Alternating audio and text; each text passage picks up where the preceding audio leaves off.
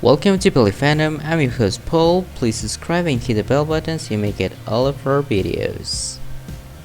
So today we're gonna have a new section and it's gonna be the box office, and we're gonna review the box office for this weekend. So basically the Croods crowned themselves as the top leading movie of this weekend. This was boosted by Thanksgiving and Black Friday.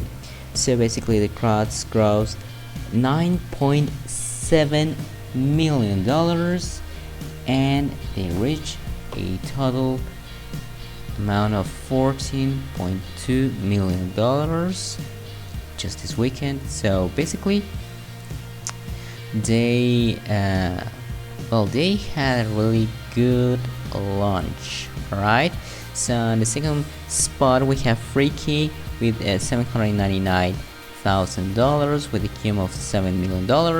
Then on the third place, The War with Grandpa, $585K and a cum of $17 million. And number 4, Let Him Go, $453,000 and a cum of $8 million. And on fifth place, Come Play, $373,000 and a cum of $8.6 million. So then we have Honey Steve, Elf, and Tenet with nearly $300,000. And then we have other, Elfie was re-released, Santa Claus also re-released, and National Lampoon's Christmas Vacation also a re-release. So we need to analyze the Croods' success, and the Croods: A New Age downs with $21 million offshore. Alright, now we have other news as well. Demon Slayer, another movie, basically surpasses Titanic to become the second, not surpasses, but it's near Titanic to become second biggest film ever in Japan at international box office. So basically we're seeing and the Croods led the weekend in China with $19.2 million as a debut. That's outstanding, and it outpaced local titles such as 1 Second and Counting Time, as it got a huge Saturday boost. So this is the third best bow for a studio movie in the Middle Kingdom during the pandemic era, behind Tenet. And now we need to spot a Tenet reach $300 million overseas this session, specifically on Sunday. Alright, so basically the Croods they got $20.8 million, alright, overseas on 7 offshore markets such as Saudi Arabia, where they debuted as number 1, Vietnam, and the United Arab Emirates. So the worldwide opening estimate, including domestic, is $35 million, which is really good. I mean, that is a signal that there is life after all of this situation, and actually there is not a complete, but the start of a recovery. Alright, there is a light at the end of the tunnel. So this is a solid start for this animated film directed by Joel Crawford.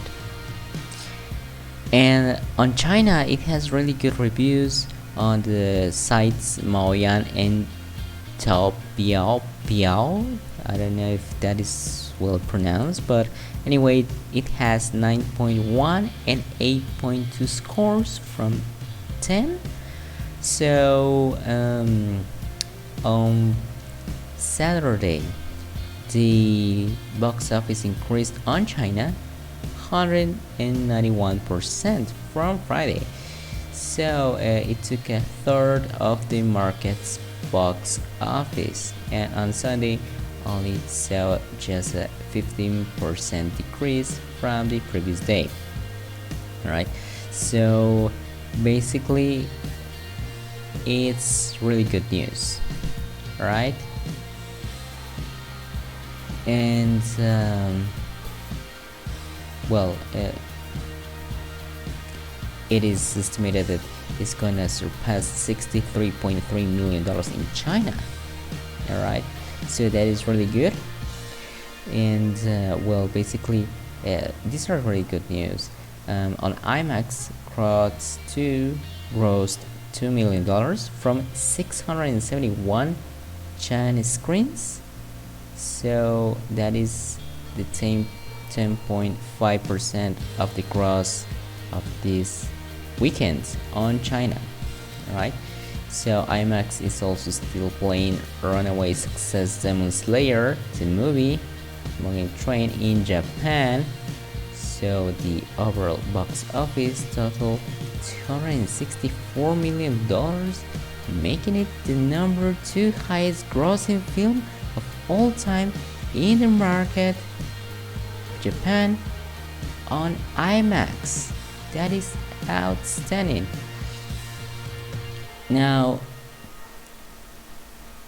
basically, this is our good news for all of the well, cinema and all of the film market. And although there are some lockdowns still on important markets, and they will be lifted for this well, within a couple of weeks or maybe more time. So still is good. It's a good sign that there is a recovery. Okay, so this was boosted by Thanksgiving and Black Friday days. So basically this could be the foreseen of the upcoming holidays. So I will launch this question: do you think this is going to happen as well with Wonder Woman 1984? I mean, it's currently that the people is willing to go to the movies. Will they go on December 25th to watch this movie, or will they just watch it at HBO Max? What do you think about it? I mean, there are a lot of things to discuss about it, right? So the pandemic, well, we don't know. There are the pharmaceuticals are asking for an emergency authorization of their vaccines. So who knows? Maybe we could have a vaccine by the end of the year, and then that will solve all of the issues of the box office. We don't know, but it's remarkable that something like this is happening right now.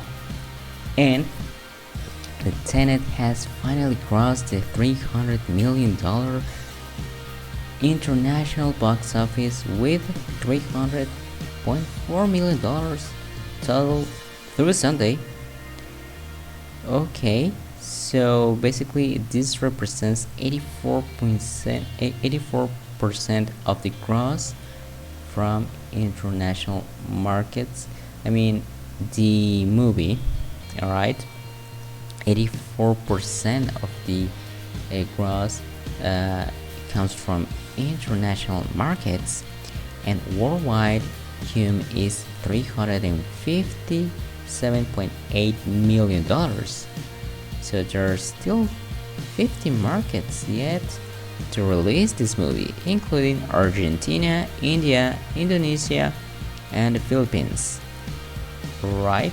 Which has added $1.2 million in 28 overseas markets on 2,328 screens. Holland was a new star with 514K at number 1, and the cum is $16.9 million. Freaky. Well, basically, they top 870K.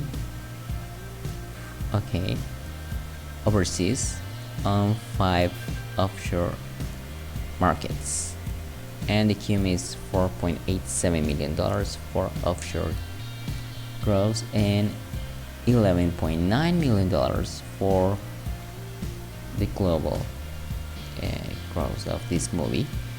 So basically, these are the really good news. Warner released recently Melissa McCarthy comedy Super Intelligence in 9 markets. Alright, that is another news.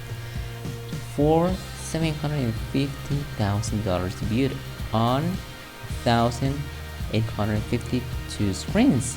Now Russia let this release with $395,000 on 1,400 screens on the country.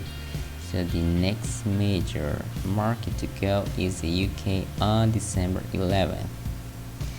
Okay, Fox crime drama Let Him Go grossed $278,000 from 9 offshore markets and has cum $612,000 internationally. Alright, so basically these are really good news. And the next weekend we'll see the China release of Constantine Monster Hunter. Let's see what happens there. So these are really good news.